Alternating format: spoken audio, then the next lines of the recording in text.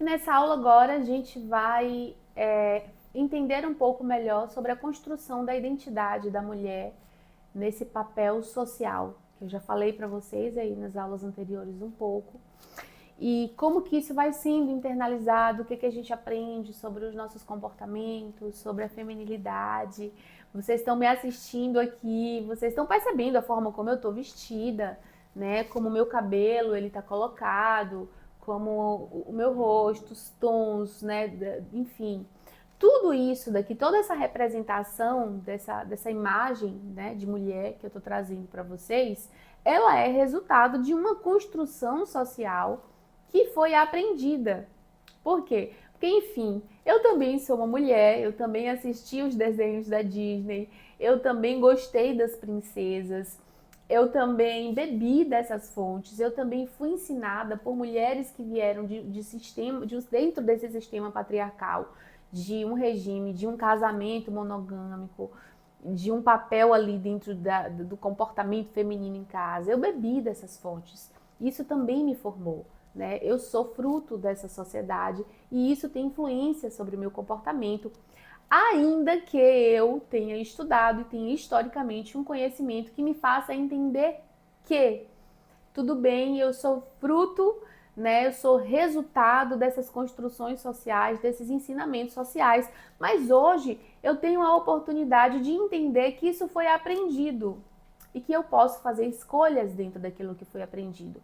Que alguns comportamentos foram aprendidos e foram trazendo para mim essa configuração dessa feminilidade que é posta para a gente na sociedade, mas que outras construções e outros aprendizados que eu tive e que me causaram sofrimento, que me colocaram em um lugar, muitas vezes dentro da minha relação familiar, de desconforto, de sofrimento, de aceitação, muitas vezes de relações que eram abusivas, eram ruins para mim, eram tóxicas para mim.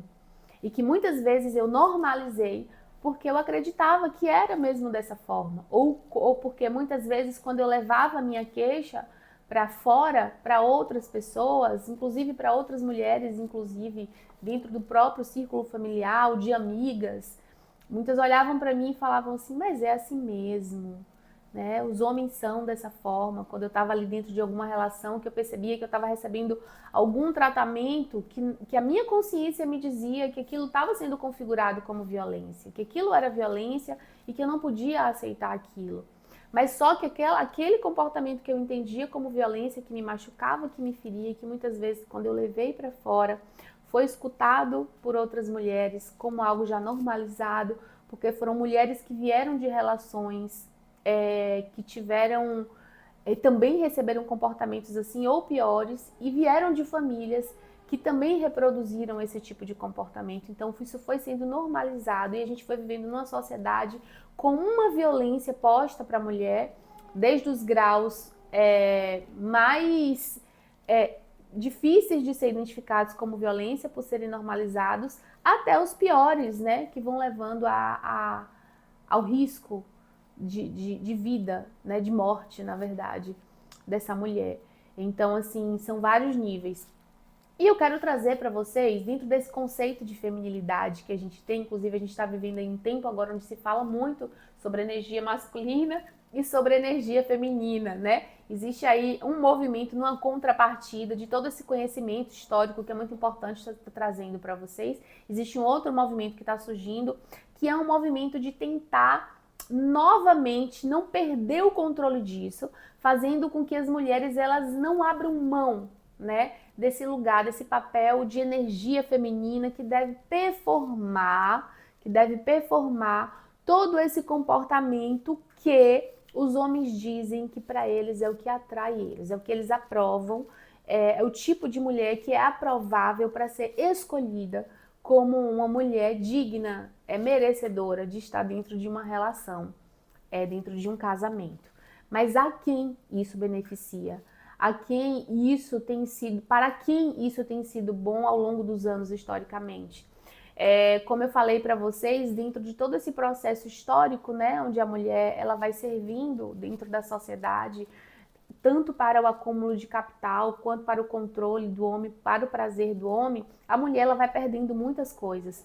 e ela vai perdendo a autonomia dela sobre o corpo, a autonomia dela sobre a capacidade de se explorar e de se conhecer sexualmente, e a autonomia do trabalho, de ser reconhecida, de ser valorizada, de ser remunerada pelo que ela faz, porque ela trabalha de graça dentro dessa sociedade, dentro dessa base social, sem nenhum tipo de reconhecimento, e por trabalhar muito, estar muito ocupada dentro dessas funções ao longo da história, ela não tem tempo para trabalhar e realizar outros sonhos, outros projetos como os homens têm. Então a mulher ela fica em casa responsável por essa base, enquanto o homem ele vai para fora realizar outros desejos, desbravar outros caminhos. Esse livro aqui, que é um livro que foi muito polêmico quando ele surgiu, que é de uma escritora bem famosa, que muitas pessoas, inclusive criticam por discordarem, mas também muito por falta de conhecimento, é um livro da Simone de Beauvoir, que foi uma feminista, que trouxe assim ideias muito importantes para que a gente pudesse questionar o funcionamento dessa estrutura que a gente vive. E nesse livro aqui, que é o livro dela, O Segundo Sexo, ela traz um questionamento muito importante, que ela fala o seguinte, ó: não se nasce mulher, torna-se mulher.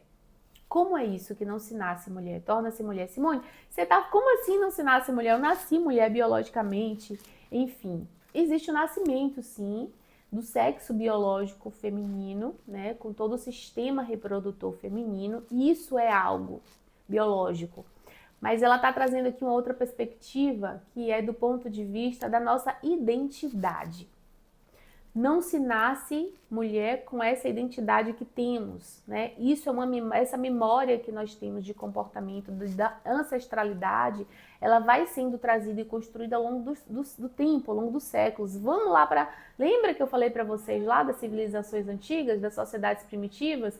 A mulher não tinha esses ensinamentos, não tinha. A mulher ia caçar, a mulher ela ia quebrar pedra, a mulher ela ia fazer tudo que o homem fazia nas civilizações antigas. Não tinha esse padrão de feminilidade. Isso foi algo que foi sendo construído ao longo do tempo, ao longo dos anos, ao longo do estabelecimento das culturas também que vão sendo introduzidas, né? A partir dos processos de colonização, a cultura ocidental vai se estabelecendo dessa forma. E o papel da feminilidade da mulher nasce disso. A gente vai lá para os contos de fadas, onde a gente vê a forma como as mulheres se vestem. A gente vai lá para os ensinamentos históricos, onde a mulher é aquela que fica em casa, cuidando dos filhos. Como se comportar, as regras de etiqueta que servem para as mulheres. Quais são essas regras de etiquetas? Como você deve agir? Gente, vamos olhar para as novelas?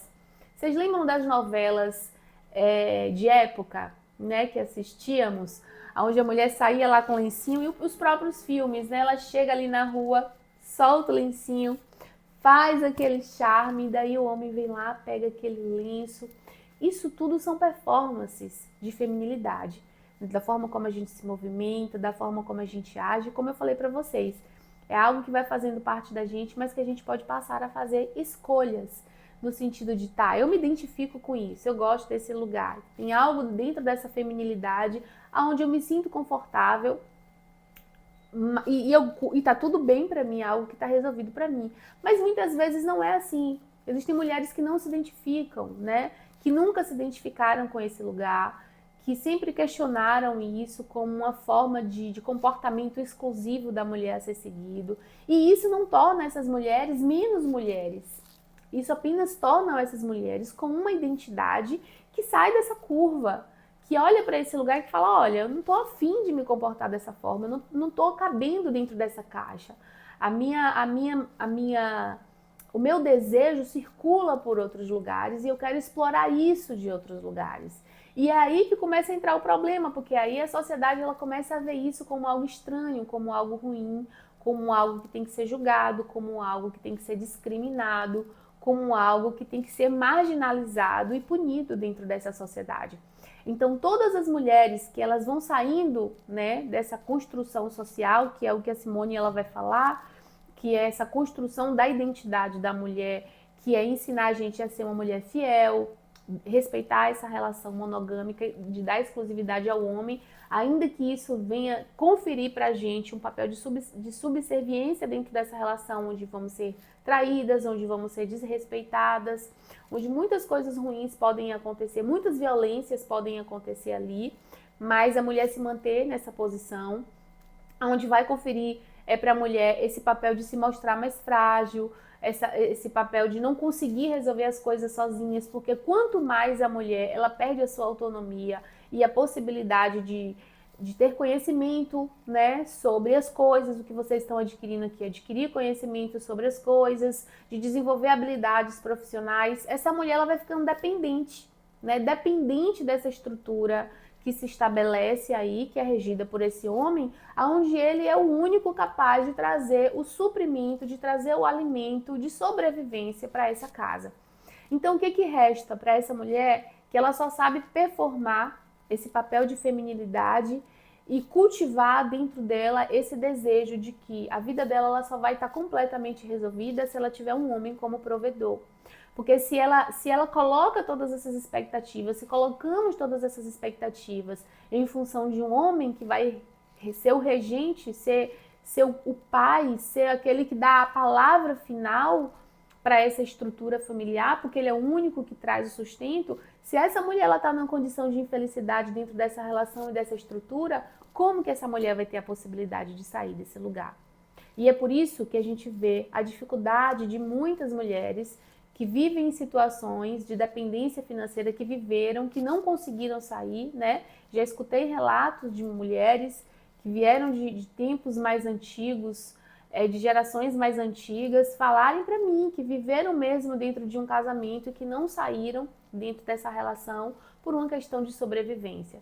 Que escolheram homens para se casar porque sabia que aquele homem ia ser o homem que ia ser capaz de dar para ela uma vida digna, para que ela não viesse a ter a necessidade de trabalhar em casas de família, de trabalhar lavando roupas, de trabalhar como uma empregada ali do lar. Então essa mulher vai para esse casamento para se agarrar nisso por um processo de sobrevivência.